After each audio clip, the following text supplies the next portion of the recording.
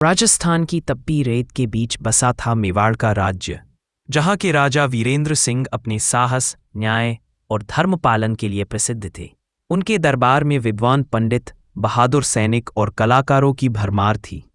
राजा की रानी पद्मावती न केवल सौंदर्य में अनुपम थीं, बल्कि अपनी बुद्धिमत्ता और धर्मनिष्ठा से पूरे राज्य की जननी मानी जाती थीं।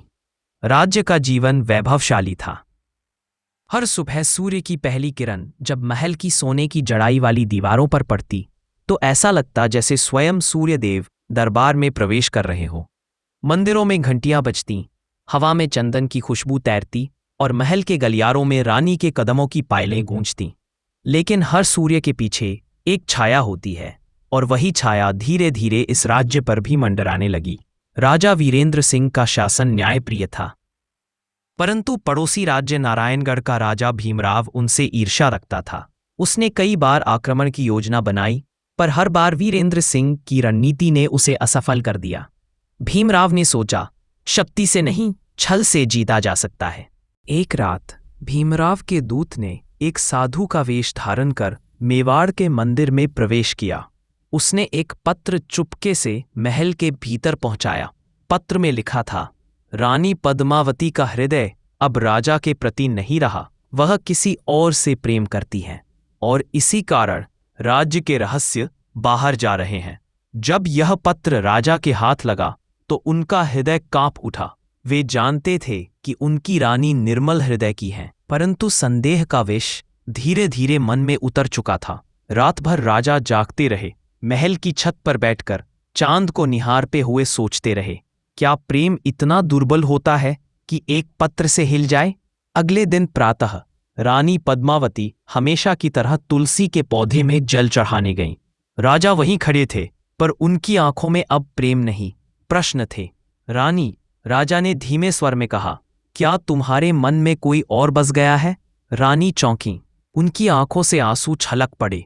स्वामी, यह कैसी बात कह दी आपने? मेरा जीवन तो आपके चरणों में अर्पित है।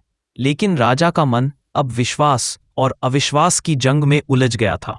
उन्होंने कहा, तो सिद्ध कर दो। रानी ने उत्तर दिया, मैं अपना सत्य सिद्ध करूंगी, पर जब सत्य सामने आएगा तब आप अपने निर्णय का पश्चाताप करेंगे। रानी ने उसी क्षण एक प्रतिज्ञा ली, 3 दिन तक बिना अन्न जल ग्रहण किए केवल मंदिर की दीपशिखा के सामने बैठकर सत्य के देवता से प्रार्थना करेंगी। 3 दिन और 3 रातें बीती। महल का वातावरण मौन था। राजा के मन में पश्चाताप और भय दोनों थे, कहीं रानी को कुछ हो न जाए। तीसरे दिन की रात्रि में जब मंदिर का दीपक मंद पड़ने लगा तो एक तेज हवा का झोंका आया। दीप बुझ गया और उसी क्षण रानी का शरीर भूमि पर गिर पड़ा। राजा भागते हुए पहुंचे, रानी के सिर को अपनी गोद में रखा। रानी मुस्कुराईं, स्वामी, मेरा सत्य अब अग्नि के समान शुद्ध है, पर आपने उसे पहचानने में देर कर दी। राजा की आंखों से आंसू बह निकले। उन्होंने रानी के चरणों में सिर रख दिया।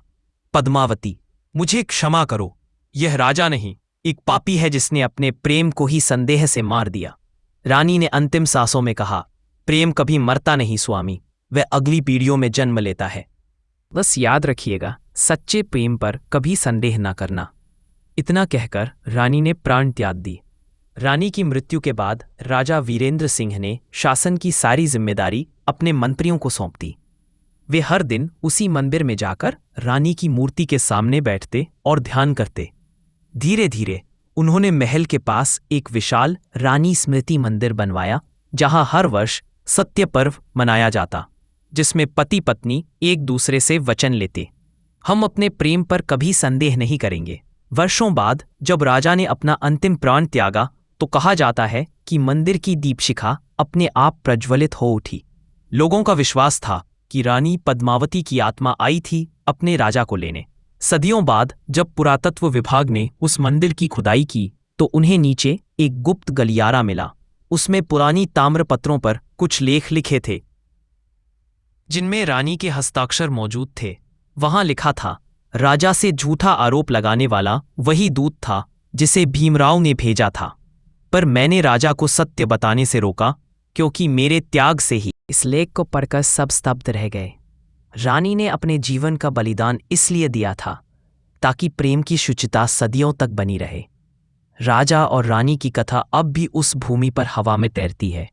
कहा जाता है, पूर्णिमा की रात को जब मंदिर की घंटी बजती है तो दीपक की लौ दो दिशाओं में जलती है, एक राजा की आत्मा के लिए और एक रानी की प्रतीक्षा में।